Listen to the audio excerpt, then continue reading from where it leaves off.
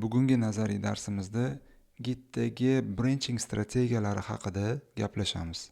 Darsimiz davomida 3 xil workflow haqida gaplashamiz: Future Branch, Git Flow hamda Trunk Based Development. Future Branch workflowda har qanaqangi o'zgarish, yangi branch ochish va unda ishlab, ushbu kodni review qilingandan keyin merge request orqali asosiy branchga merge qilish bilan amalga oshiriladi.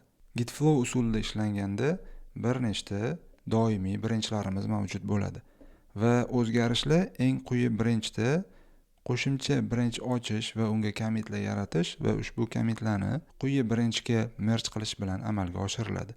Va ushbu o'zgarishlar doimiy branchda tekshiruvdan o'tgandan keyin o'zidan yuqoriga branchlarga merge qilib boriladi va shu tariqa yangi relizlar productiongacha yetib boradi. Trunk Based Development usulida ishlanilganda asosiy doimiy branchga direct commitlar amalga oshiriladi va undan tashqari qisqa muddatli qo'shimcha branchlardan ham foydalanilishi mumkin.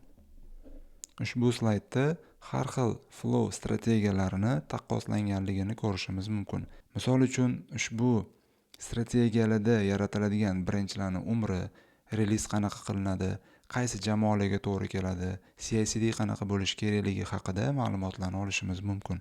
Bugungi darsimizga qisqacha xulosa qiladigan bo'lsak, Future branchdan foydalanish bu eng oddiy usul hisoblanadi. Har bitta o'zgarish alohida branchda amalga oshiriladi va merge request orqali reviewdan keyin asosiy branchga merge qilinadi.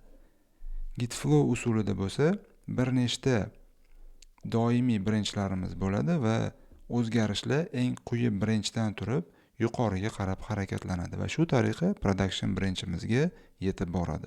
Trunk Based Development strategiyasi bo'yicha ishlanganda asosiy chiziqli yoki doimiy branchimiz mavjud bo'ladi va ushbu branchga direct commitlar tez-tez amalga oshiriladi. Har bitta jamoa o'zini ehtiyojiga qarab, o'zini ish uslubiga qarab ushbu flowlardan birini tanlab ishlashlari mumkin.